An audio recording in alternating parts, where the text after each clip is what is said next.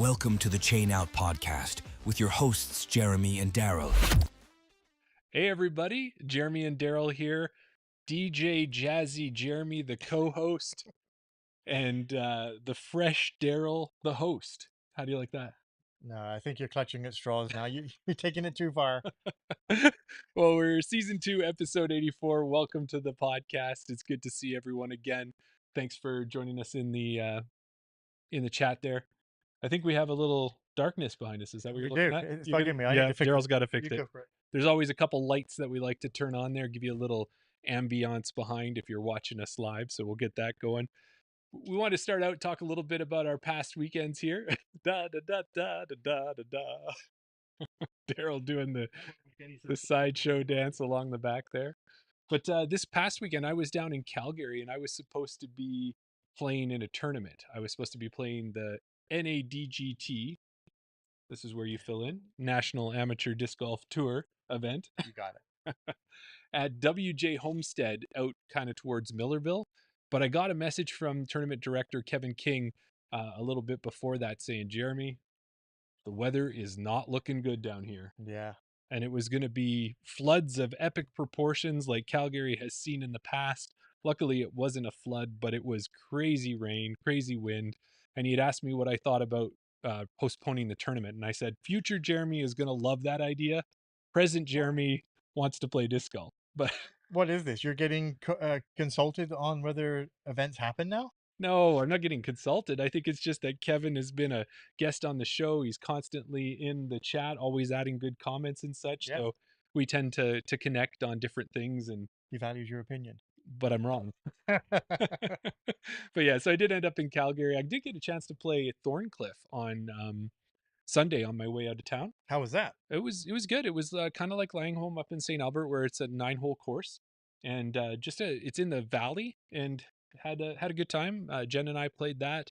I had some lost discs. I had some bogeys. I had some birdies. I had some ace runs. Yeah. I hit a cage. It was a great time. I heard all about it. Yeah, I don't want to recount you on that. And I know we're tight on our top of show, but I do want to hear about your weekend because you got to stay in Edmonton and be part of a great event up here.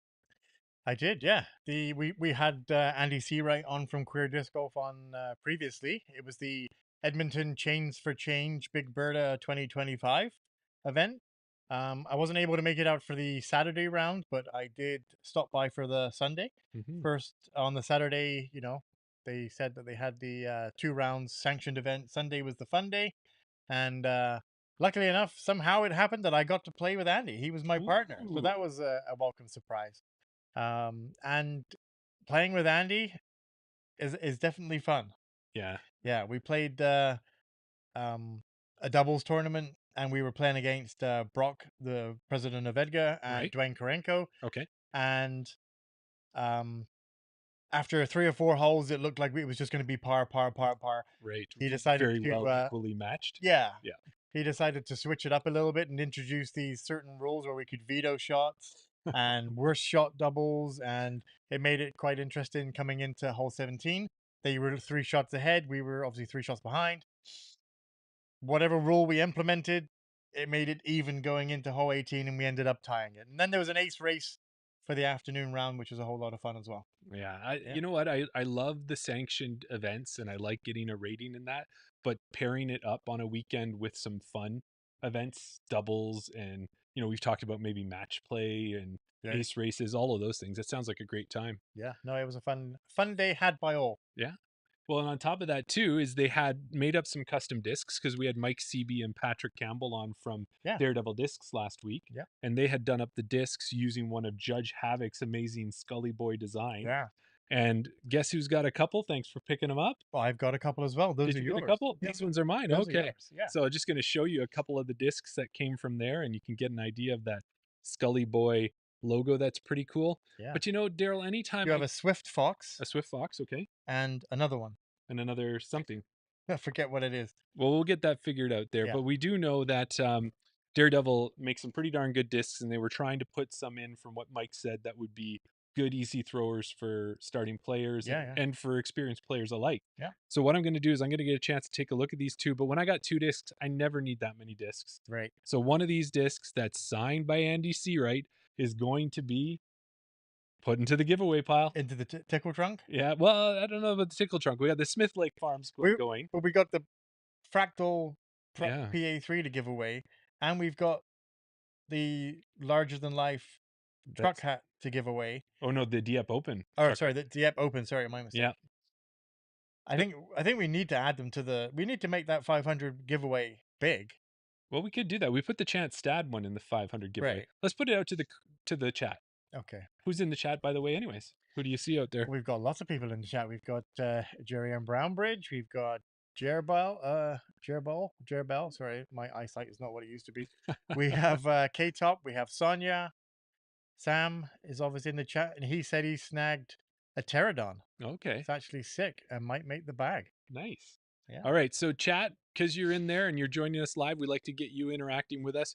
Let me know, what do you think? Should we put one of these Queer Disc Golf discs from Daredevil Discs as a standalone giveaway on Instagram, or should it be added to the 500 giveaway? You let us know. The 500 subscriber giveaway, which is what we're looking to. Oh, okay. So Jerry Ann is Jerbel on Facebook as well. Oh, there you go. It's cool. Cool. Well, I wanted to talk Let a us little know. bit about the USWDGC that happened as well over the United weekend. States Women's Disc Golf Championship. Thank you very much there, Mr. Host. It took place over the weekend, and we had 3 Canadian Oh, FPOs sorry, I representing. just want to jump in. What's that? Jerry Ann Brownbridge says 500 subscriber giveaway. Yeah. And looks like new guest of the show or new fan of the show, Miguel Alvarado 500. says Awesome. add it to the 500 as well. Nice Well- to see you, Miguel. Yeah, welcome, Migs. Good to see him. We will do that. It's going in the 500. There you go. Awesome. Thank you. So yeah, USDWGC, WGGC. USW DGC. All right, there you go. That's how you know how perfect and rehearsed we are. But we had 3 Canadian FPOs down at the tournament, and they all represented Canada well. Chantel Badinsky finished tied 27 with a +6 overall finish. And our friends over at Mist Mando, who, if you do listen to their latest episode with Ryan Bevy Bevilacqua, you got a shout out on that episode there, my friend. I did. You did. Yeah, you and Sean must have had just such a good time at Smith Lake Farms. There's some crossover action happening. But they had pointed out that Chantel was the only player to card a birdie on hole 2 at the Silver Creek Super Silver course over rounds 3 and 4. Yeah. And that That's finish pretty that she awesome. got, Yeah. put $975 in her pocket. That's about 6,000 Canadian. Yeah, there you go. It's going to keep going up. Who else was there, Daryl? So we also had Rebecca Dawn. She finished 18th. She had a great 4th round, shooting 1,005 rated -6. That's her highest rated round, Jeremy. Wow. Yeah. And finishing 18th, that got her $1,650. Sweet. US. And you know how excited we were about our spring runoff finishes? We got our first 900 rated rounds. Right? And here she goes getting her first 1,000 rated rounds. That's crazy. Sweet. Yeah. And then to finish it off, Sophia Donica was there. She finished tied 12th with Alexis Mondahano and Kat Murch. And her hot rounds were rounds 1 and 3, where she shot 997 and 993 respectively. She's putting 2,000 of those US dollars in her pocket. Make it rain. Yeah. But that's not it. Like, we had it brought to our attention that we had our 3 Canadian FPOs there, but those weren't the only Canadians who headed down to the US Women's Disc Golf Championships. We had quite a few. I'll take a few and you can take a few. We had friend of the show, Andrea, I always want to say Andrea Michaud. She was there. She had an eventful weekend, Jeremy. She's had a scorching hot round 1. She shot +9 in the FA3 division, 62 points above her rating, and that had her in 4th place, lead card. Okay. For the championship. Lead card at the Women's Championships. Not many people can say that. No. Yeah. No. Round 2. I'm not reading it. This is all off the top of my head. Round 2, it was a bit more rainy, and she slipped and hurt her wrist. Yeah, I saw the ice and stuff in that photo. But she powered through, and she finished the tournament in 16th place. Yeah. Other Canadians included Shauna Rouleau from Calgary, Alberta, who finished 10th in FA55. Jennifer Adams from Calgary, Alberta, who finished 3rd in FA50. And I'll do one more, and then I'm going to hand it to you. Katana Taylor from Oshawa, Ontario, who finished 3rd in FJ18. Yeah. We also had Helen Unger from London, Ontario. She finished tied for 17th in FA1. Jerry Ann already brought it up in the chat, but Annika Weeb from Winnipeg finished tied for 3rd in FA1. Yes. And then to cap it all, Brianna van der Grint Oh, that was good. from Ayr, Ontario. She only went and took down the FA1 division, finishing first. Sweet. So we have Yeah. a Canadian with an FA1 champion. Congratulations, USBGC. Brianna. Yeah. That's Awesome. amazing. Yeah, and that was down in Manitowoc, Wisconsin, and it did look like it's right on the lake there. It's kind of north of Chicago towards Green Bay. Yeah. And they had a ton of weather, but they also had the beach there. There was a lot of Oh, of yeah. cool things about that event. Next up is the European Disc Golf Championships, and you got to do this one for me, buddy. Langevag. Langevag, and then I said Norway, but you said it's called something else. Well, we English speakers call it Norway, but actually they call it Norvège. Norvège. Langevag, Norvège.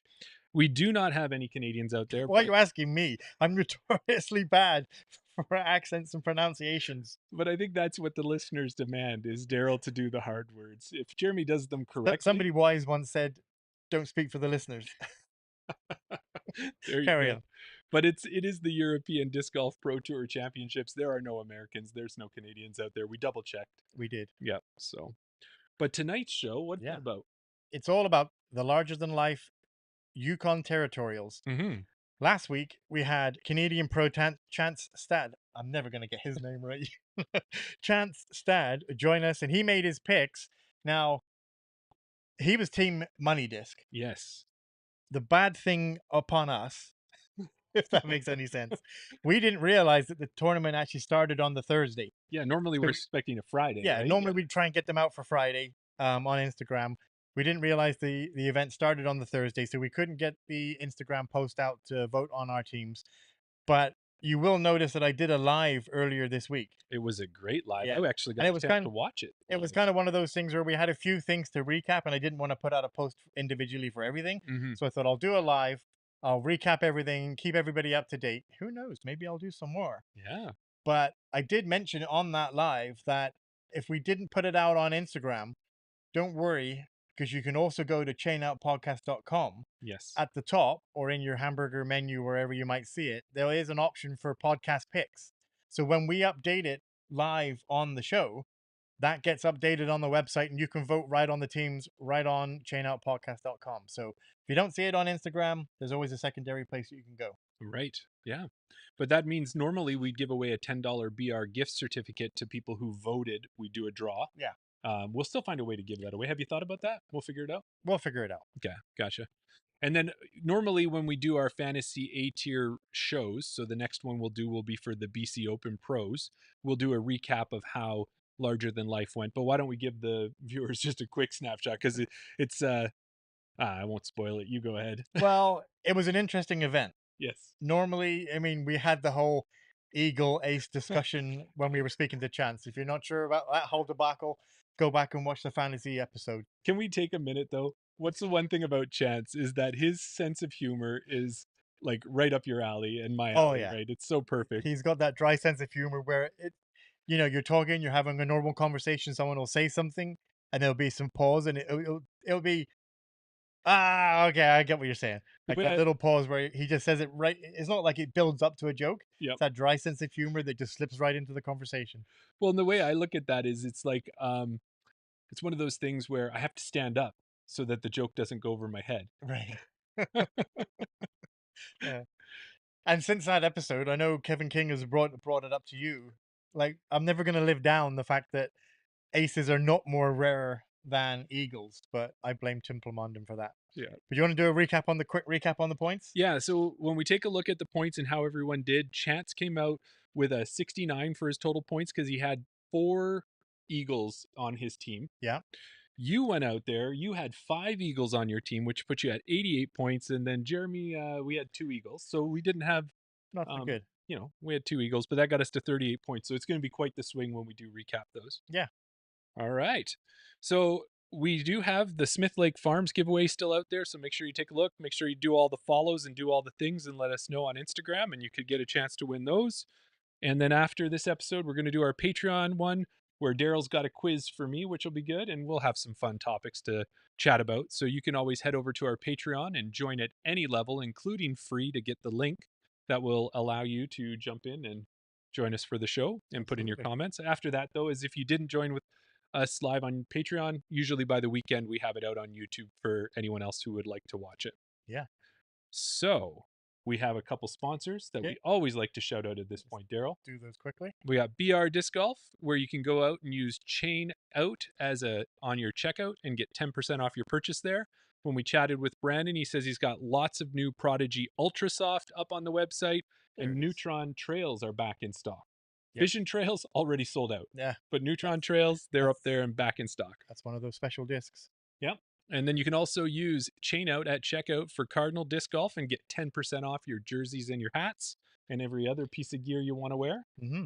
And when I asked Lane and Kevin from over there, they said, we got all these new jerseys that dropped and we've been talking about them every week. Yeah. But the other thing they said is that they do custom jersey designs. Ooh. And they said they can do them for tournament orders. They Yeah. can do them for clubs. You can do them for retailers, anything you want. So we've seen some of the designs that Lane's done, including like Ezra Aderhold's logo and Katrina Allen's. Yeah. Amazing. So when you've got that team putting together something, you're going to get good gear. Absolutely. So if you do happen to get some jerseys for one of your events, tell them Chain Out sent you. I wonder if the code Chain Out works on custom jerseys. I'm sure they'd help us out. Maybe. Yeah, exactly. We take a look at that. But let's get to the larger than life recap episode that we're going to do, Daryl. Let's do it. Okay. Our next guest, or our first guest tonight, is looking to challenge Mr. Tim Plamondon for the most appearances on the Chain Out podcast. Just drag it out a little bit because I'm having some problems with my machinery. All right. Well, we There you think go. he's going to be doing that. So our next guest, our first guest, is looking to challenge Tim Plamondon for the most appearances on the Chain Out podcast. This year, he has made it a habit of winning Canadian A-tier tournaments. This past weekend was no different as he took the MPO win at the larger-than-life A-tier. Join us in welcoming back to the podcast, Thomas Gilbert. Hey guys, how's it going? Good. How are you? Doing really good. Good. Are you getting tired of seeing us by this point, Thomas, or what are you thinking here? No, I mean, I did say to you guys, well, I'll see you in a couple of weeks after Larger Than Life on the last podcast. So I think I kind of put this one on myself. there you go. You put it out there to the universe. You thought you were going to win. You did take down the win, and then that's why you get to see us again. Yeah, exactly. Well, when we were messaging back and forth with you, you had said that you are back in Ontario. When did you get back home from Whitehorse? I got back yesterday morning, so I flew at 7 a.m. On Monday from Whitehorse to Vancouver. Kind of spent the day in Vancouver and then flew on a red eye, arriving in Canada or in Toronto, I guess. Sorry, at like 5:30 in the morning, and then went straight from the airport to downtown Toronto and hit up the Chinese Immigration Center to get my visa to go to the World Games. Oh, Holy crow, yeah. Yeah. We talked about it before, and I think we'll keep bringing it up, is that this year's map for you is going to be insane when you do that recap map. It keeps getting Yeah, bigger definitely. and bigger every time we talk to you. But when you were last on the show, it was when we recapped the Dieppe Open, and that was your second A-tier win of the year. But now you Yeah. have your third A-tier win, and we wanted to say, first of all, of course, congratulations on that.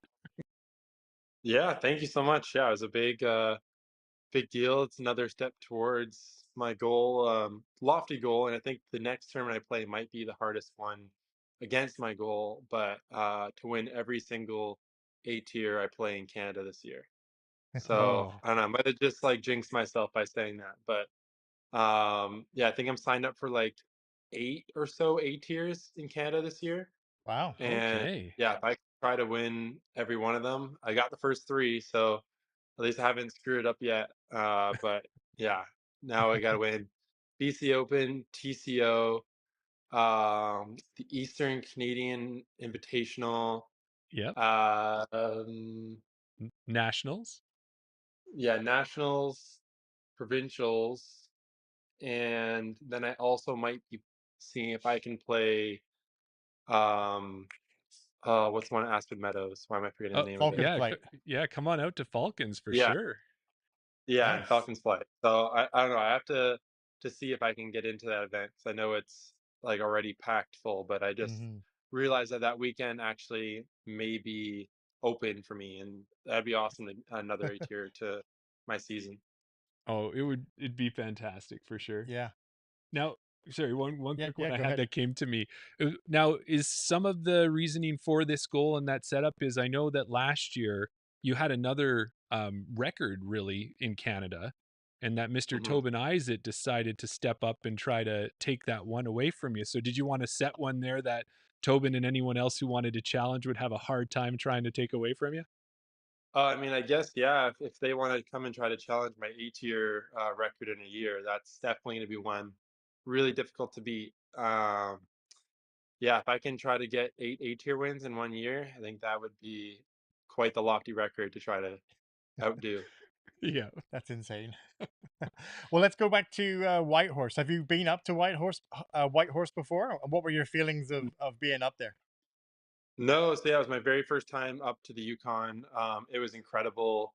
The views up there are just stunning. Like no matter where you look in any direction when you're outside, you're gonna see mountains, lakes, rivers, like these giant evergreen trees. So it was absolutely stunning. The scenery there is kind of unlike anything I really had ever seen. Maybe like the Rockies, kind of up in Canmore area, like are similar, but just like all around you at all times. So it was really incredible.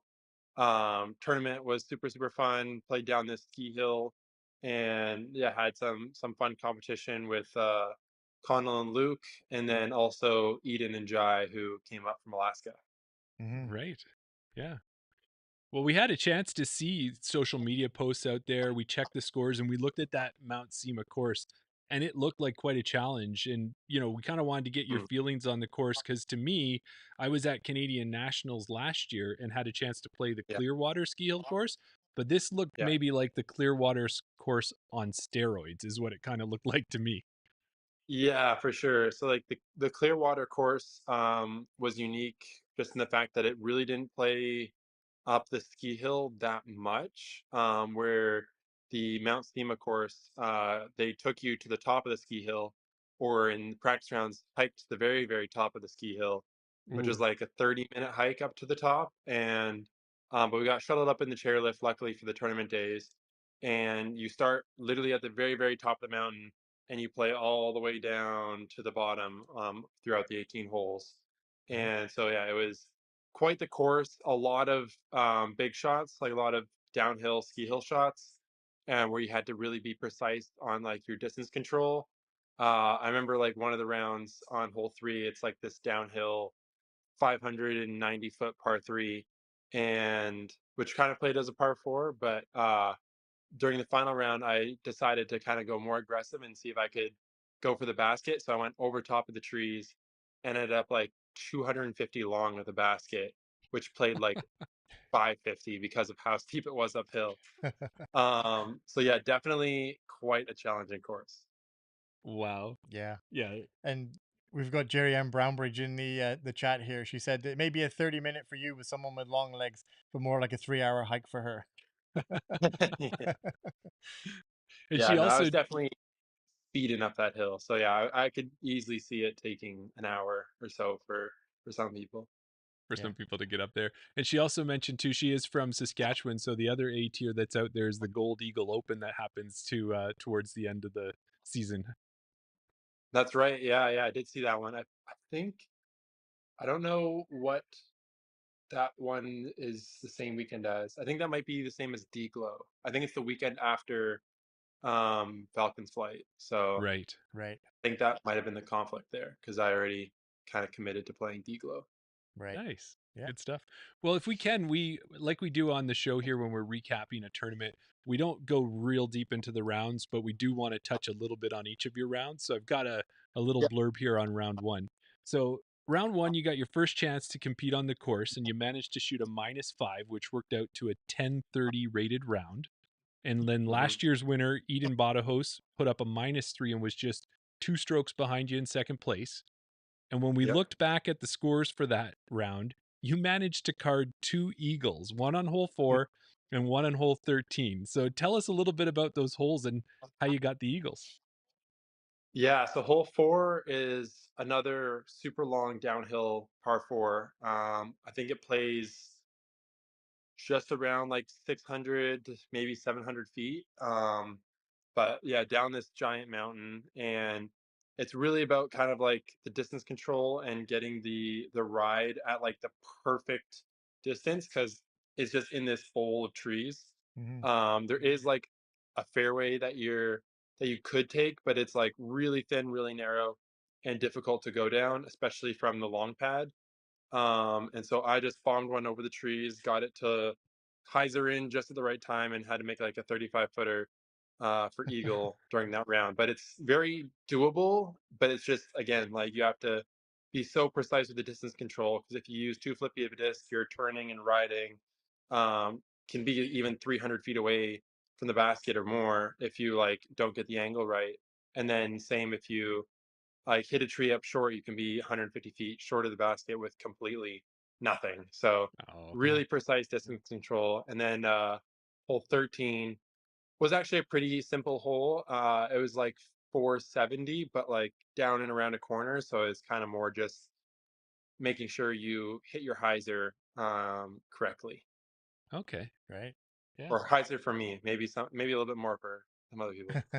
Well, I was going to say, yeah, when it's a Thomas line, it's always sounds really easy until I think the rest of us put a disc in our hand. Yeah, exactly. I'm just going to say that Mark is in the chat here, and he said he just watched the Thomas Line video that you just put up there. So that kind of, Oh you yeah. know, if anyone knows, you're good at those type of shots anyway. So, Yeah. so you're moving on to round two. You and Eden continued your battle during that second round. You improved on the previous day. Mhm. Shoot one stroke better, shooting a 1038 minus round rate. Sorry, 1038 rated -6. Eden did his Yeah. best to try and keep up, but you finished -1, or he finished -1, putting him 7 strokes behind. Mhm. You managed one stroke better than the previous day, but with no eagles. Yeah. Yeah. It looked like Mhm. your round was a little Yeah. more consistent than the day before. Did you feel like you had a better grasp of the course during that second round? Yeah, for sure. I would say like yeah, I played um pretty well like the second round where I just kind of like didn't get into trouble. I kind of like learned from some of my mistakes um from that first round, like kind of some lines that were maybe a little bit too aggressive and didn't necessarily need to risk for the Mm-hmm. reward. And so I kind of played like a little more conservative, just kind of like try to guarantee a little more birdies. Um, but yeah, I feel like there's also, I think I played probably the best the second round. But my putting was like a little bit on and off where I think it was hole 11. I was putting for par from like 15 feet and cut straight through the basket. And that like Oh. gave me some like little bit of nerves putting on the next couple holes because on 13, 2 holes after that, I guess, I had another putt for eagle from like 30 feet and just like barely missed it high left and kind of splashed out of the basket and missed another inside circle putt for eagle on 14. So it looked like it was all going good, but I was like, oh my god, if I just was like a little more confident on the green, I feel like I could be draining these eagle putts and having an even better score. Yeah. Right. But we mentioned that to you before. I think probably one of the first times when we interviewed you, when we were saying that as amateurs, when we get in that position and we miss those putts, like how do you mentally, deal with that? And I think you had said that you just tell yourself, or at least I was in a good position to make that eagle putt, even though you Yeah. missed it, you were still in that Uh-huh. position. So you're playing well to be in that position. So Yeah, yeah, exactly. That's like yeah, the main thing is you gotta find the positives in like each little thing that you do. So it's like, hey, at least I'm the one on the card who has a look at eagle. Like it could be a lot tougher. I could be scrambling to try to get a birdie or trying to save par. So I'm doing something yeah, right. Yeah. there you go. Definitely. And when we get to the last round, so round three, if we thought that you had the course figured out in round two, there was no question about it in round three because you shot another -6, Mr. Consistency there, 7 birdies Yeah. and only 1 bogey. And then Eden was still battling and finished the round with a -2, but Connell Mm. McLeod stepped up and matched your -6 hot round and jumped himself up the leaderboard to second place. So, kind of Yeah. where my question comes into this one is it looks like Connell had a great third round. Eden really started to pick it up on the back nine, but at this point, you've probably got the win in your pocket and you know you have it. Was it pretty fun Yeah. watching the two of those guys battle it out towards the end for second? Oh, absolutely. Yeah. I mean, it was actually quite a crazy battle, and there was a lot more drama to it than it even kind of shows on the scorecard there. Because Connell had like an amazing start, 7 down through 10 holes, and honestly, Nice. even had me worried for a second there because I think he was maybe even 3 strokes back of me at one point. Okay. So I knew I needed to kind of start to put the round together to create a little bit of separation. And I think on hole 11, I was able to do that, getting a birdie, and he unfortunately I think hit some trees and possibly took a bogey. But yeah, then Eden started turning it on at that same point. He got like a couple birdies and really started birdieing on the back. And then on hole 17, the drama really unfolded where me and Connell go over the top of the trees to try to go really aggressive and possibly try to get an eagle. And we couldn't find Connell's disc, and he had to Oh. go BT. Oh And no. so I had to re-tee and threw it into a great position after his second tee shot, and then was able to get up and down. So in 3 shots, but with the re-tee, took a par, and I think Eden birdie to tie things back up. So Okay. lots of drama there, and then Connell threw a really nice backhand over the top on 18, and Eden came up just a little bit short and couldn't scramble for his par. Took a bogey. Connell made like a nice 30-footer for a birdie and secured second place. Oh, Right. sweet. Yeah. And you kind of answered it there because we have a question from the chat. Thomas was one of 4 players in the MPO who got the birdie on 17. What line did you take to get I went really, really high and aggressive off the tee. So like the tee shot is kind of intended to just have like a little chip shot around a corner to get you in position to throw down this tunnel, and then chip to another corner, and then shoot a tunnel down to get your par. Mhm. I kind of take the first two things out of play. So the first corner and then the tunnel. I just go straight up high over the tee and throw like pretty much a max distance line, way Right. over top of the trees. So like sky anhyzer. And the first day, actually, I had a lost disc penalty on that same hole as well because Okay. I had Right. overshot the basket on the 630-foot par five by like 150 feet. And so yeah, I didn't realize it, but I had went like super super long in the basket. We had like 1 or 2 spotters, I think. It was like, yeah, I mean, it went over these trees right here, but I lost it after that. And so we were looking and looking, but weren't able to find it. Then went back after the round and eventually found it. Yeah, 150 feet long in the basket. Wow. Yeah, we've talked before about the Muskoka layup. Yeah. This is just takes it to that next level, I think. The Mount Sema layup. Yeah, exactly. Yeah. That's one thing I was going to ask you because if you when you go out on a practice round to learn the course, how do you look and find those lines? Because if you're just throwing a disc full power, trying to see how far you can get, and is your accuracy that great that you can just throw 2 or 3 practice discs that far out into the trees, and when you walk up there, you're gonna find your disc? No, not necessarily, because this was like particularly dense, rough. Hmm. Um, And so we had some spotters, and I was actually trying to throw over the top but land shorter, kind of like in that tunnel on that second shot. Okay. So I was just trying to kind of like pitch it over the trees and get it into a decent position.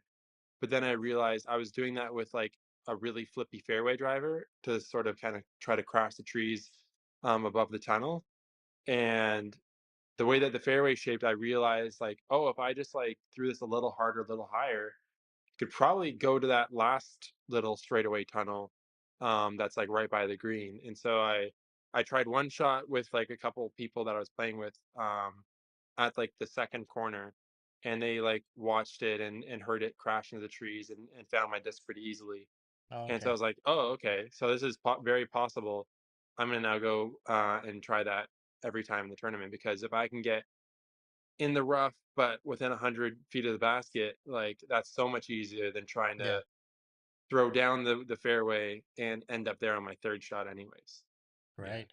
Makes Yeah. sense. Yeah. Yeah. Yeah. Just a different approach of how you play a course, right? We Yeah. always look at the fairway and think, "Here's a landing zone. There's a landing zone. There's the Hmm. back." But to Yeah, have that yeah. just Yeah. that different mindset of me see if I can try it. Right. Yeah. Well, When you also the theme of this course was definitely over the top as well. I think there was probably 13 or 14 tee shots where I went over the trees instead of like playing down the fairway.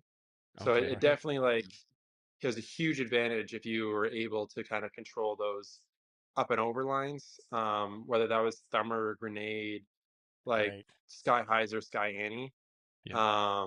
Those would definitely give you the best results, just because you could progress so much farther down the fairway than typically if you're going to be throwing it down this like really, really, really tight corridor with Mhm. like bad rough on both sides. Yeah.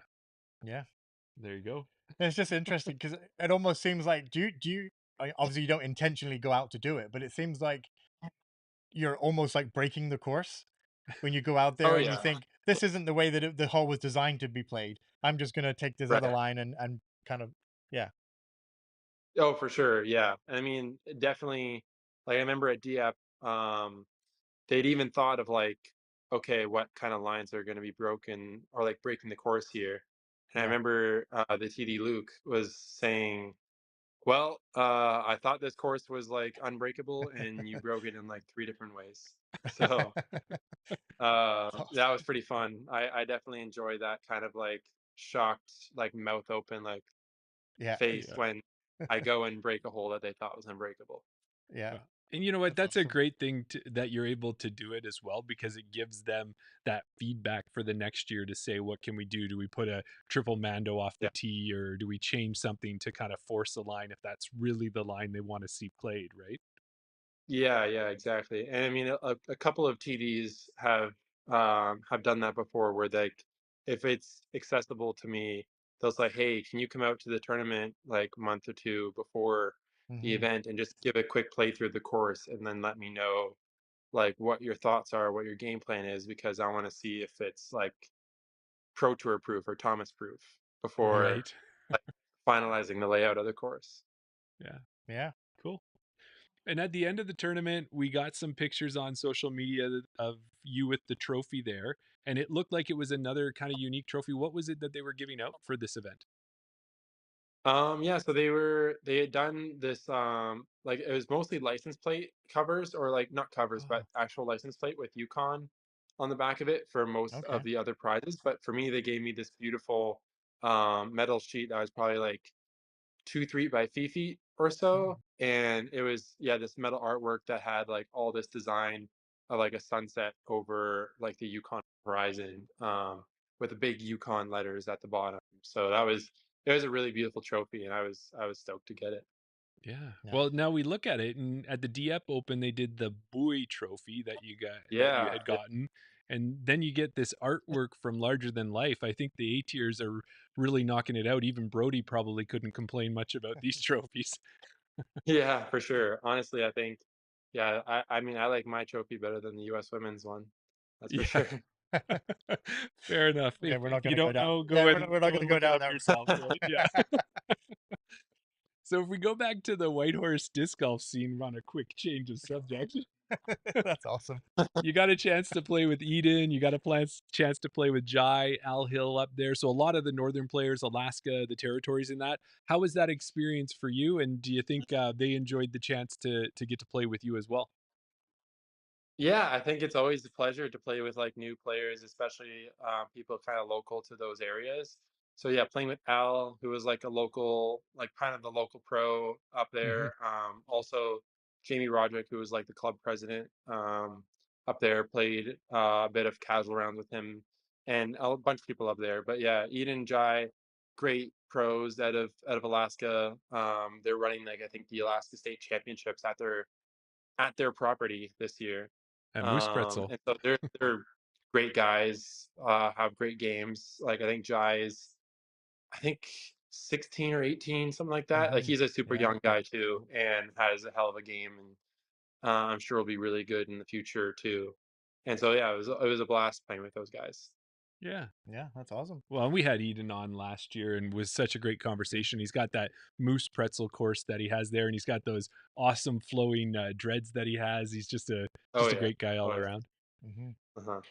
So we've got some people in the chat, and obviously we're going to have somebody coming up a little bit later who went up there to play the LTL. But for any of our listeners that are considering heading up there to play LTL, would you recommend that they make that happen?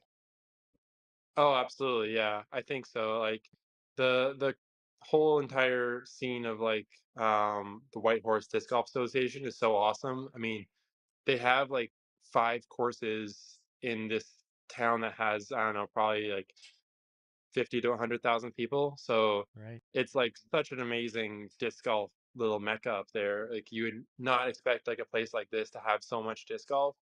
And then as well, just like the extracurricular activities, like we went on a beautiful hike up to the top of the summit of Mount Gray. I went down to Carcross, which I guess is home to the smallest desert in the world. It's like a Oh, 2 kilometer by 2 kilometer area of desert. Right. Actually, I'm gonna be posting a reel that I took there probably within the next day, I think. And it's gorgeous area too. And then also like went up north a little bit to these hot springs, and it was super fun and relaxing. So the whole experience of being up there was like really amazing. And then of course being Yeah. able to play disc golf on top of that is super fun too. yeah, That's that's awesome. great. Well, I think we covered most of like all the questions we had for you about larger than life. And if you've got the time, what we wanted to do real quick was just ask you was from when you got up to the Yukon, that was because you were just at Smith Lake Farms where you got to see this guy in the flesh.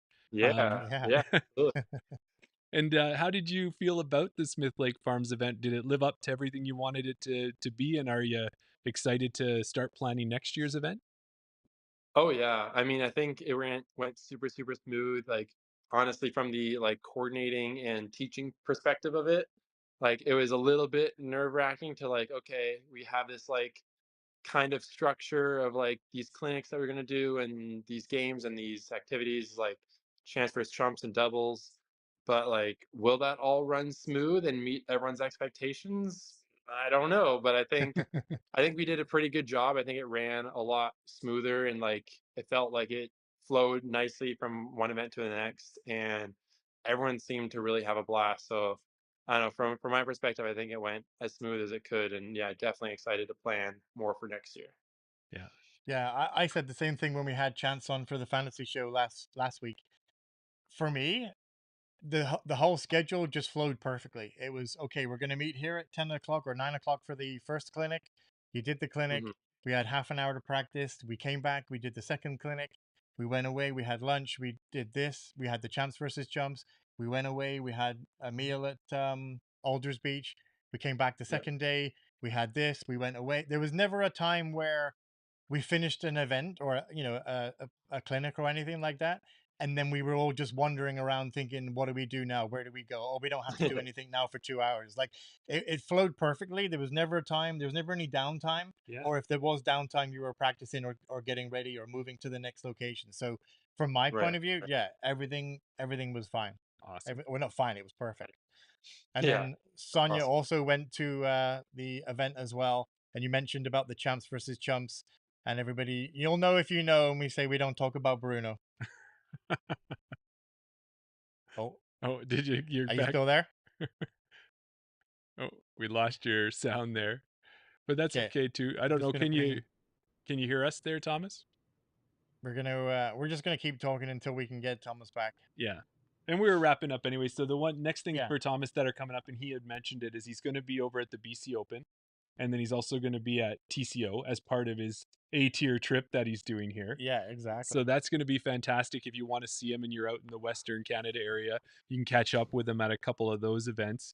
And as he mentioned, that BC Open tournament is going to give him quite the challenge out of all of them because it is the largest There we tournament of the A tiers in Canada this year, are. Mm-hmm. and it gets a lot of people coming up from the south as well. So Scott Withers is coming up. He's played it before, and he's challenged and won it. You got Colin Bryant coming up. Casey Hannemeyer, of course, is going to be there. So Yeah, I think Hmm.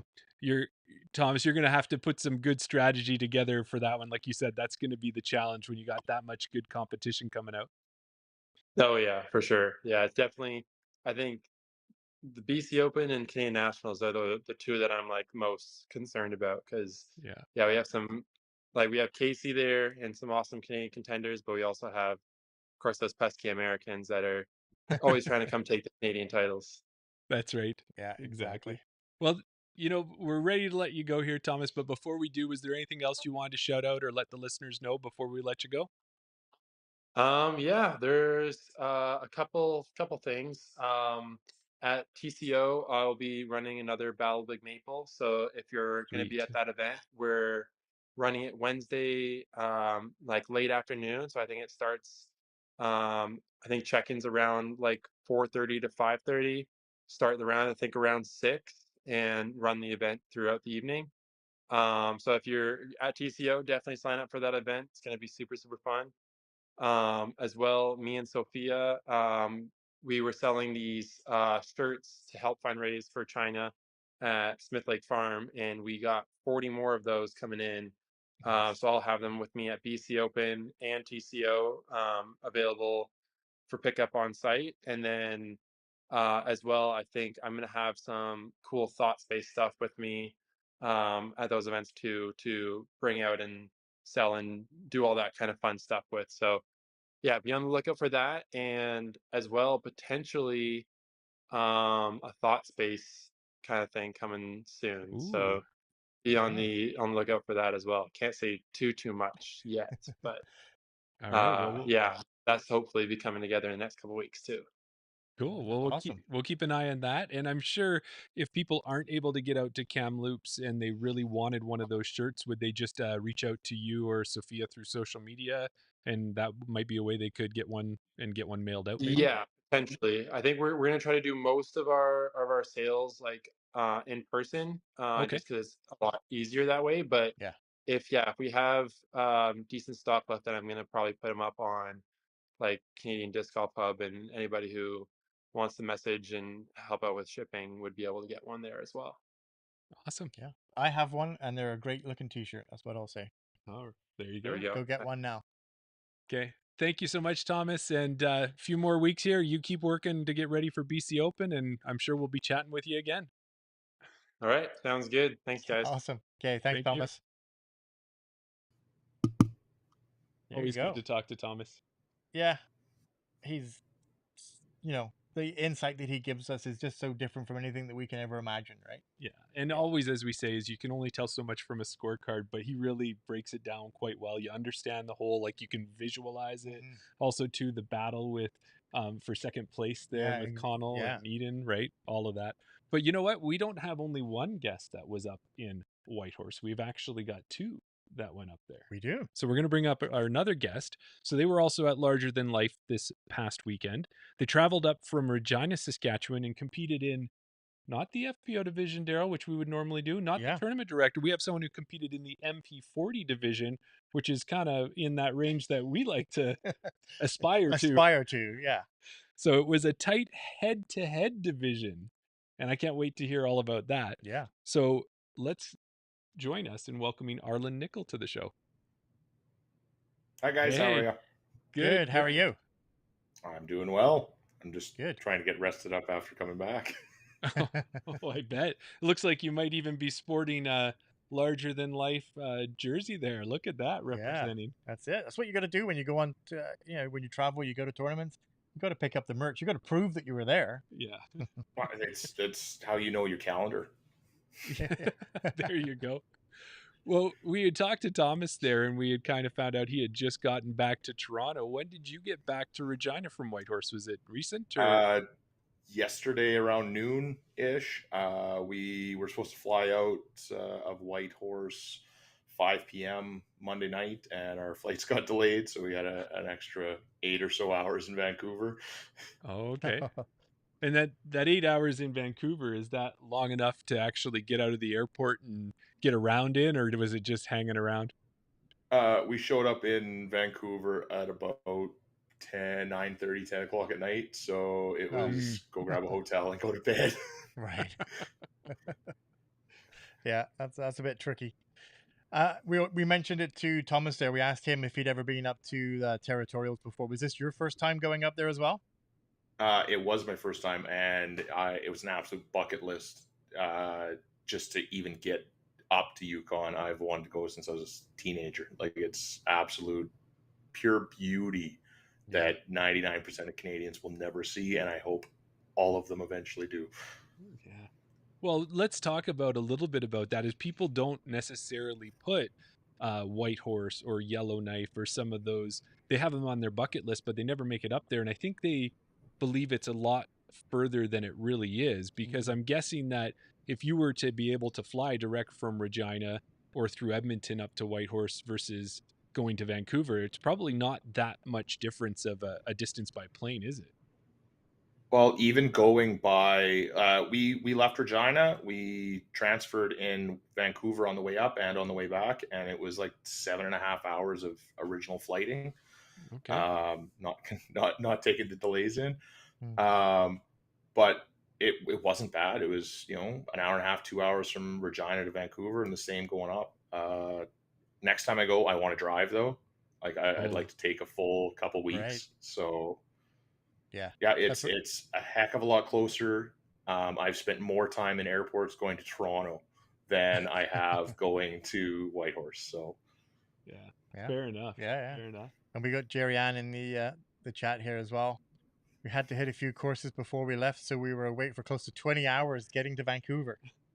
yeah, Holy crow. 20 hours, yeah. yeah, Well, we got up at about 2 o'clock in the morning, Monday morning. Took part of our crew over to the airport, and then we went and got there was 3 more courses Monday, and drove up to 3 hours away and came back and did the loops. So Yeah. And that's something that we touched on yet, but you said that you got up at 2 a.m.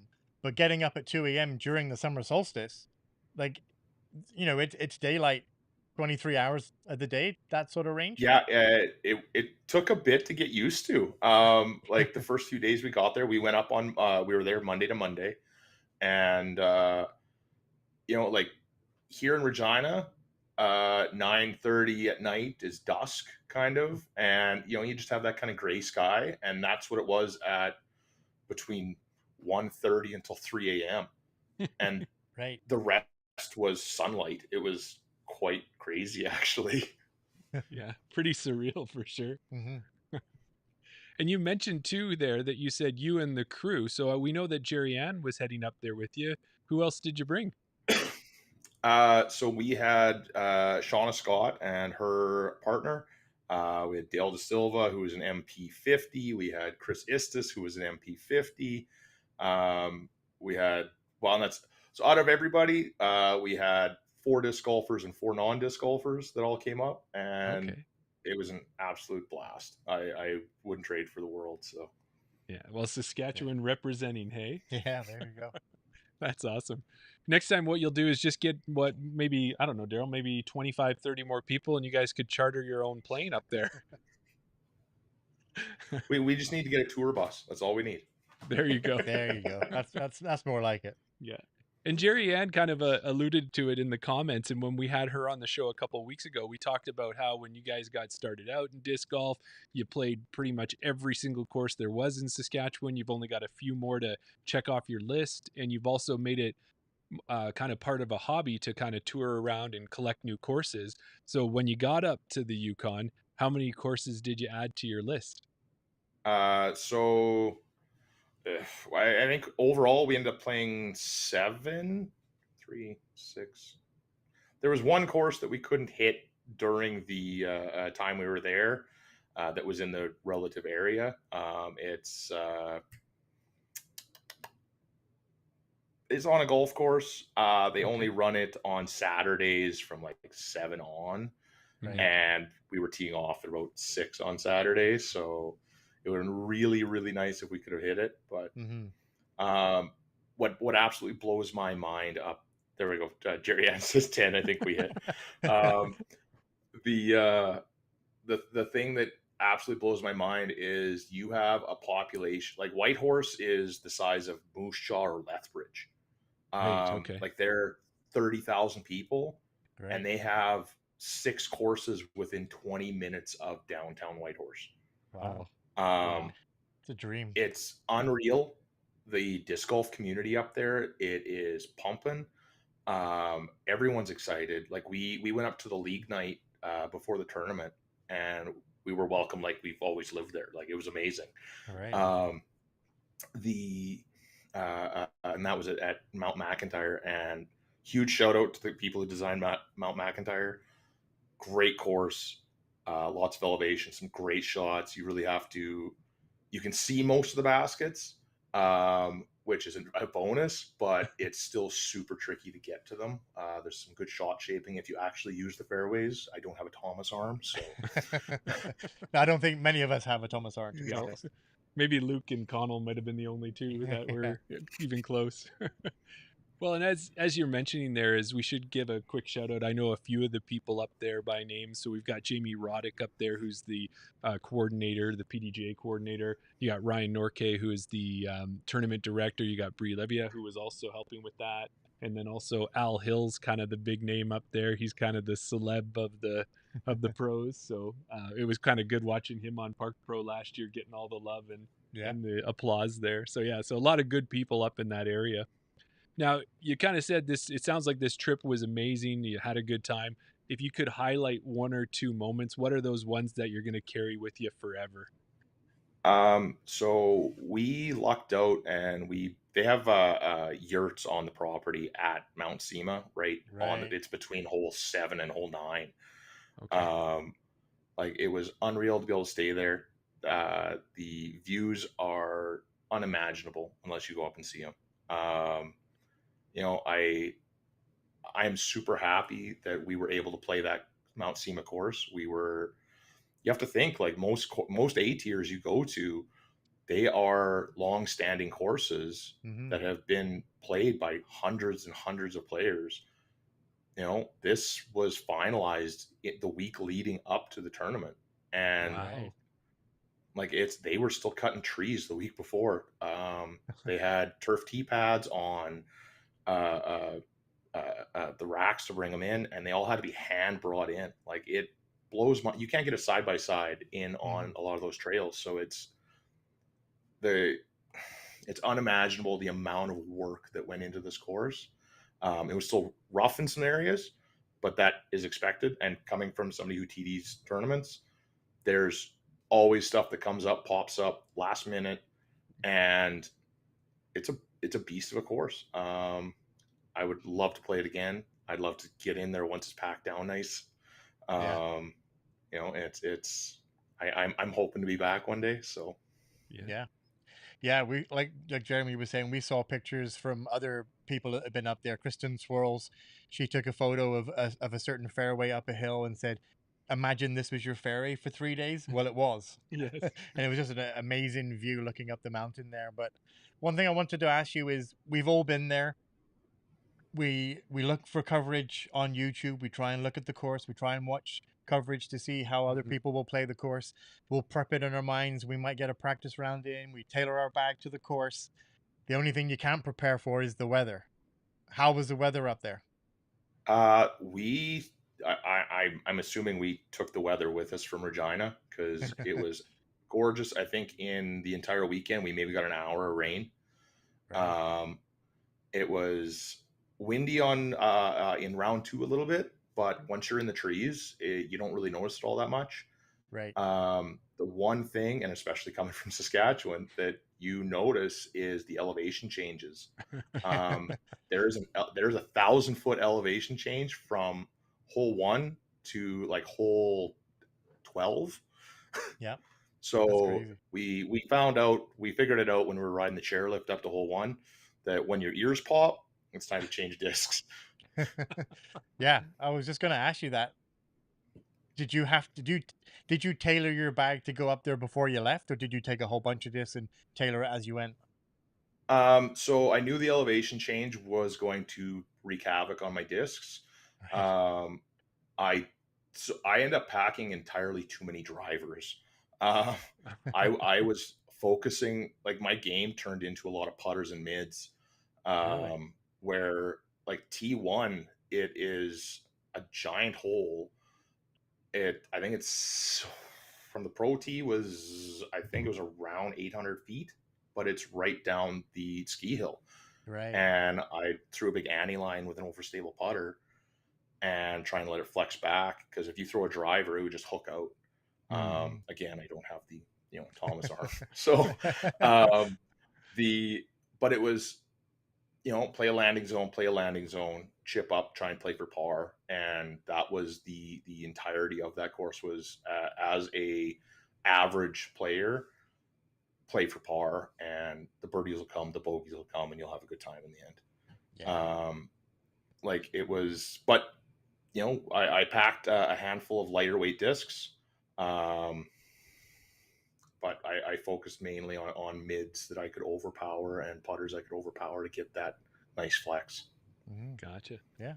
Yeah. Makes sense. Well, a couple more things about the course. You mentioned taking the chairlift up to the top. Was that the first time in all the courses you've played you've ever taken a chairlift to start the round? Yeah, it was interesting. We got on, it's a 3-seater chairlift up a ski hill, and you're riding it up, and there's a couple of crests when you're going over where you're like, oh, we're just at the top, and that's not the top. So you kind of keep going, and you eventually get up there, and they'd slowed the chairlift down so everybody could get off, because we don't have skis where we can slide. So but yeah, it was some of the best views ever was riding that chairlift. Okay. I can imagine. Yeah. Yeah. So doing that and then playing this Mount Sema course, we heard Thomas talk about it, and it's a lot of downhill, some really tight lines, as you're saying. What also too, because you've played so many courses, where would you rank this one in the difficulty level for you? Was this one of the tougher courses you played, or how did it rate? So with our Saskatchewan crew, we actually had this discussion. Okay. A couple of us actually found Jackfish in at Gold Eagle Open. We found it a tougher course when it comes to the hike, not necessarily the lines, because with SEMA, 90% of this course is downhill. Jackfish, it's all big rolling hills, so you're up and down, up and down. Yeah. I think there was only 3 uphill holes and a couple that kind of finished up at SEMA. So and don't get me wrong, it wasn't an easy walk by any means, but it's a difficult course, very tight lines. Comparing to Saskatchewan, like we have Papikasis First Nations out here, and it's a bush course, but it's tight, thick, rough. The difference for SEMA is it's a lot of pines, and you have that openness under the branches, where you can still find a hole to get out of. But if you're 20 feet in, it feels like you're 50 feet in the rough. Yeah. So fair enough. Yeah. Yeah, no, that's good.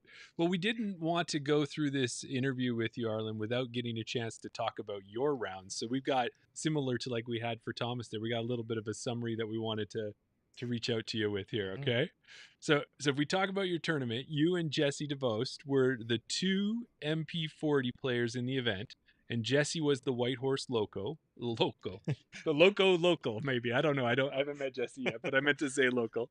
Did you enjoy playing in a 2-person division? It's different. You go when you're playing in a larger division, you have that kind of, you're relaxed a lot more, where it's like, I can place wherever. Where it's like, as long as I don't come in last, I'm okay.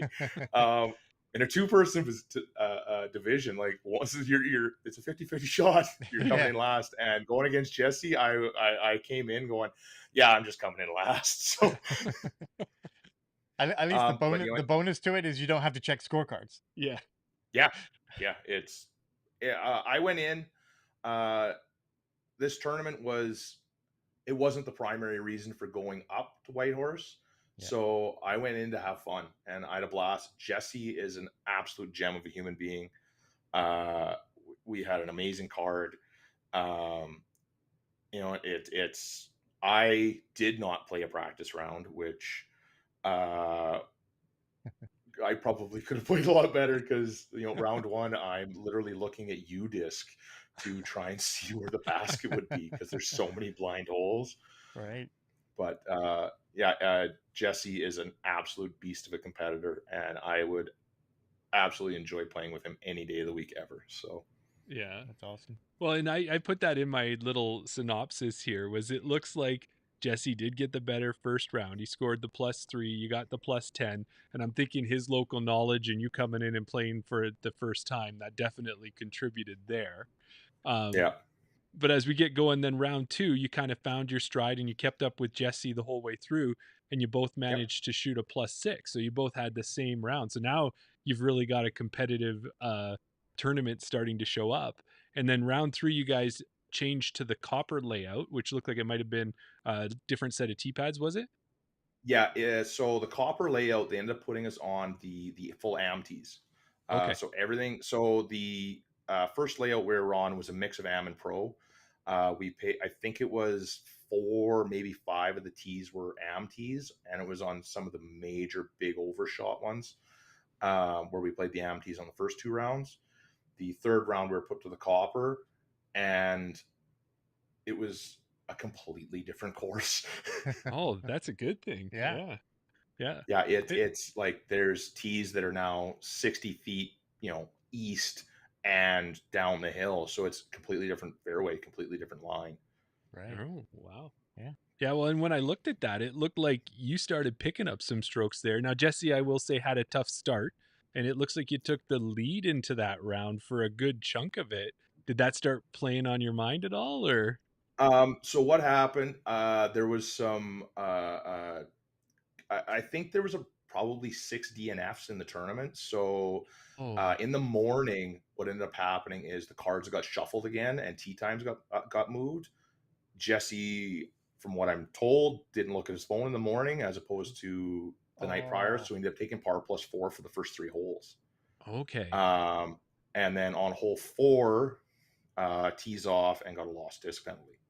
Oh. Oh, what a Um, start, eh? and so he came into the tournament 3 holes with a 3-hole deficit basically, Right. and came back and still it beat me by 1 stroke. Like it was unreal that guy, he can hit a line if he sticks to, if that disc leaves his hand, it's hitting the line. So Gotcha. That's All right, so awesome. we'll keep an eye on seeing his name because we're normally playing MA40, and we know the MP40s, depending on the tournament, sometimes they'll drop to MA depending on the group or the course layout, that type of thing. So we'll keep an eye out because Mhm. we'll know if he's in there, we're in trouble, Yeah, exactly. and if you're in there as well, we're also in trouble. Yeah. That's for sure. But well, all you just move up with me and we'll have a blast. The whole yeah, point is to have a good card and good vibes, and that makes the best tournaments. So yeah. That's it. That's That's what usually we're what looking for. we're trying to do Yeah. too, right? That's one of the reasons why we like the age protected division, because that is usually the vibe with the 40-year-olds. You get the one or two serious people out there, yeah. but that's not the norm. It's mostly let's throw out some pop culture references, make some dad jokes, complain about how sore we are, and have a good time. That's pretty much it. Yeah. Oh, I complained about how sore I was the entire time. There you go. Well, you told us a little bit about what was going on up there, and we kind of heard from Thomas that he got a chance to go to the hot springs. He went to the smallest desert. Did you guys get a chance to do any of those types of touristy things? We did. We went to the hot springs as well. If you're up there, hit them. We also Mm. hit the preserve up there. Jerry Ann and I rented fat bikes and went biking through the preserve. Okay. Um, it, we didn't do a whole lot of like downtown Whitehorse until before we left. We went and kind of hiked down the river. Um, we went to Miles Canyon. There's a big suspension bridge and great hiking trails. It's an unreal landscape. There's Yeah. so much available to everyone out there, and it's mind blowing. You can't do it all in a week. Yeah. Yeah. We did also. We drove across and went into Alaska on day 1 when we got there. Went down to Skagway, played a course down there. Took a big train trip up through the old mining passes and stuff. Cool. It's absolute heavenly area. So Yeah. And just from speaking to you, Jerry Ann is in the chat as well, sending out some interesting things that you both did together. Speaking to Thomas, he had a great time up there. Sounds like it was truly a bucket list event. looking forward from this event? What do you have next coming up on your schedule? Uh, oof. I don't have a lot playing this year. I've got Sask Open that I'm running. We're running a BC tier in Moose Jaw this year. Registration's still open. Okay. This next weekend we're running a small community event in Oxbow, Saskatchewan with Discape, and then the following weekend, Jerry Ann and I, for her birthday, are driving down through Montana, Wyoming, South Dakota, North Dakota, and we're hoping to hit probably another 25 courses. Sweet. What a So hobby to have, right? Oh, that makes sense. That'll be 25 for her 25th. There you go. Yeah, there you go. Absolutely. Perfect. Yes, this is the part where you say yes. Yeah. Yes. You smile and nod. Smiling. She's turning 30. Yeah, there you Yeah, go. there you go. So it's absolutely it's going to be a great summer. It's going to be a great season. We've been so busy. I haven't even been able to get out to league yet this year. It's just been kind of go. So we've got a big year ahead of us. We got a lot of community stuff going on in Saskatchewan, a few personal trips, and hopefully it's gonna be a nice, long, good season. So Living life to the fullest. That's Yeah. all I can hear. Well, that's it. And when we saw some of the other things you did, you ran that May the Course Be With You tournament. That looked like a great time. What I know is that when you and Jerry Ann are at an event, you're the type of people we want to gravitate towards, because we know you're there to have that good time. So we know that you're hoping to have some Alberta events, and hopefully they're the same ones we're lining up for. But I'm still debating on getting up to Kitscotty for Lakeland. I really love that course, and it's a fun one. Last time we were up, it was like 80K wins, so I wouldn't mind going one day when it's not. yeah. Yeah. Well, that and Will Granger, he's such a great person too, and a great tournament director, right? So Absolutely. yeah. Well, that's awesome. Yeah. Arlen, thank you so much for joining us tonight. If there was anything that we missed that you wanted to shout out, it sounds like we got most of it, I think. But if there was something else, this is your time for it. So, Like you guys said before, live life to the fullest. I got probably 30 seasons left in me before I'm done and in the ground. So I'm going to try and make them a really good 30 seasons. Get out and play your courses. That's my biggest thing to shout out to anybody. yeah. Yeah. It's a great point for sure. Yeah, absolutely. Well, thanks, Arlen. We'll catch up with you the next time you're in this neck of the woods. And yeah, have a great summer. Yeah. Thanks for Awesome. stopping Thank by. you so much We for having me, appreciate- guys. Yeah, we appreciate your time. Thanks. Awesome. Have a great one. I love it, Daryl. Yeah, it was a great to get when we do these recaps, we get the MPO, FPO, We get the tournament director. perspective. Yeah, we get the tournament director. Even though it was still MP, Yes. but MP40, was it great just to get that different perspective. Yes, Yeah. it's awesome. And like you said before, this is your maybe last year or the year before was let's play MA40, and then maybe we'll go MP50. I don't know if that's still on the cards. I'm a year ahead of you, so maybe I might get a chance to separate myself Test it from you out for for once. me. Yeah, but being just going into that other age protective vision, maybe going a little bit professional. It'd be interesting to see how it works out. And it sounds like hopefully everybody still continues that vibe on from MA40. Yeah. Well, if MP40 is any indication with Jesse and with Arlen in there, Yeah, exactly. it would be great for sure. Yeah. So I got a question for you. Any tips on how to win the lottery? Pick 6 numbers. Pick 6 numbers? Okay. And the reason I say that is because I figure it's the only way I'm going to be able to get to all the events that we're starting to put on our disc golf wish list. Yeah, I know. Because now we got LTL on there. We have DF Open. So is that what are you saying? Thomas won the lottery? Yeah, maybe. Well, I think what it is Thomas has found the way to. Anybody who plays disc golf for a living has won the lottery. Come on, let's admit it, right? For sure. Thought space and everything else he's got going on, he's doing it right. Yeah, for sure.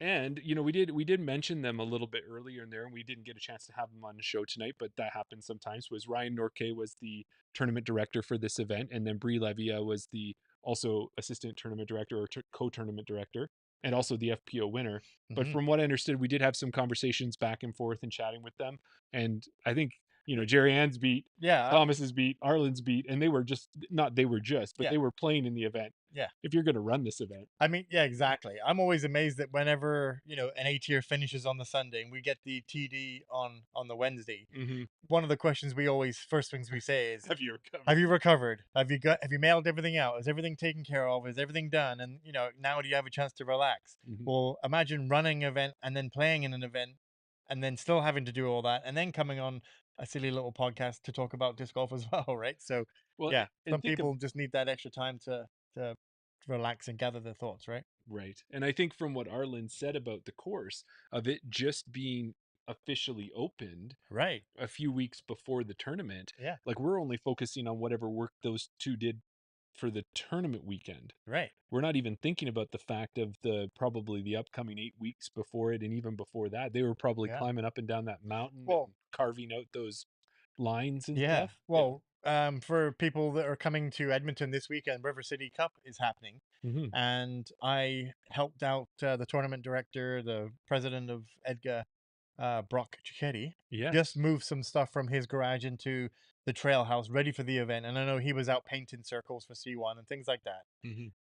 That's what you do before an event. You paint circles. You don't chop down trees and cut fairways a week before the event. So, adding that pressure on to actually design a course and cut a course, Yeah. let alone actually painting circles and making sure the baskets are in place, or is there enough porta potties, or do they know where to go from Tournament Central? Do they have the cards? There's just so much to run that event. Oh, for sure. Yeah. So no worries on that, Ryan and Bree, but you will get a chance hopefully to talk to you another time. And if not, we'll be next year and maybe we'll give them a little more time to recover that time. Yeah, exactly. Yeah. But at this moment, what we like to say is if you're watching here and you've enjoyed the content, do us a favor, subscribe to our YouTube channel. Daryl, we are currently now, when I checked last, at 410 YouTube subscribers. We are. And of course, we got the next big giveaway. It's coming up at 500. What have we shown so far? We've shown that we have the Wasp. Oh, yes. We've shown, you might as well pull that one out if you want, the Wasp. Oh, we've already shown it. And we have the, There's something else. well, no, we're not going to show anything else because we already showed something. Show other things. There's lots in this typical problem. Well, are we going to show it all tonight? Well, we'll show another one. Show one thing. Okay, so we showed the Wasp. Yeah. We showed the Baby Cthulhu signed Chance Stad Tempo. Yeah. Tonight, we already showed one of these two, once we make that decision, of these QDG Daredevil discs. Yeah. And why don't you show us something else that we're putting in this giveaway for 500? It's not all just discs, Jeremy. Really? Yeah, we have something else. We have a very cool. Ooh. I always want to say Aspire because I always think the tree is an A. I think it's one of those logos where the A is, but it's not. It's Aspire towel that you can use to hang on your bag. You can never have enough towels. That's right. If it's a little bit windy and wet. No, that's a great thing to clean off the disc. Sure. That's all I wanted to show. Just give a little more to you. So that's 3 discs and a towel, and we're we got to be at least halfway done with the things that we can. Oh, we're nowhere near done, Jeremy. There's more. There's more. And as the weeks go on and we keep getting these little things, I don't think we're going to get to the bottom of it. It's going to be an endless box. Yeah, it's going to get there. So for legal reasons, it's not. Yeah. There is an end to it. So, and if giveaways aren't your thing, why don't you go and check out our discount codes? We mentioned a couple of them earlier. We got the BR Disc Golf and the Cardinal Disc Golf code that gets you 10% off, and that's chain out. On Cardinal, it has the space between them. Mm-hmm.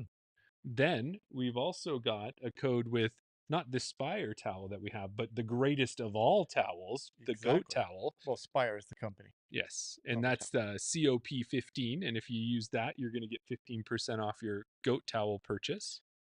And then we also have a code chain out for Chains the Disc Golf board game from Callum there, and that'll get you 25% off your purchase there if you want to pick up a board game. Put that in the chat. One more time, Smith Lake Farms giveaway is still up there on Instagram. Go check that out. And what else do we got here, Daryl? We got Patreon. That's another way you can help us out. So if you've signed and you've followed us and you've subscribed to us and you've told all your friends and you want to support us more, check out our Patreon and get you that free access to our live shows. Mm-hmm. And then the other thing it does as well, and we're going to be really good about this moving forward, is going to get you free entry into our contests. So not only can you enter our contests when we put them up on Instagram, you'll also get entered for being a paid member of our Patreon. And I think at this point here, we're going to get ready to start around the basket. That's going to be in about 15 minutes. We're going to have some chatting about disc golf. We're going to dive a little deeper. You guys can join us for the conversation. I got to see if I can beat Daryl's just under 4 minutes that he set with his quiz, with the quiz I gave him. He's Yeah. going to give me a quiz. Absolutely. Same style. Same style, same format. That's right. And you know how I like to, mine might be a little bit tougher than yours. You never know. Well, we'll find out. Dunno. So, Daryl, you're going to head to Mount Sema, I think. Oh, I'd love to go to Mount Sema. And you're going to go to this. I'm not going to take any drivers. No. You're No. going to take a putter. I'm going to take a Swift Fox. Are you?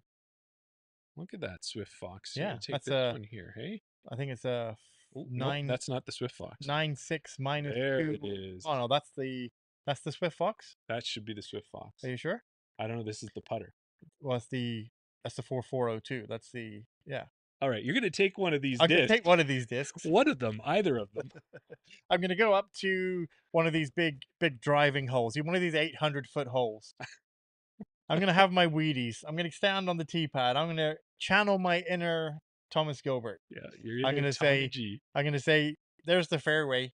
I don't deal with fairways. I'm going over the trees, baby. over the top. Going over the top.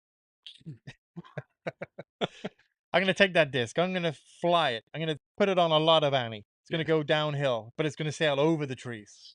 It's gonna cut the corner. It's not gonna crash into the rough. No, It's not gonna crash into the top of the trees. It's gonna go all the way to the tee, all the way to the basket, baby. over the top and all the way. All the way there. It's gonna crash into those chains. Yeah. I'm gonna be shouting from the tee pad, but There's only one thing it's going to do. it's all gonna be for nothing because you know what it did? What did it do? It Chained out. No, it's not chained out. I said chain out. Thanks, everybody. We'll see you shortly.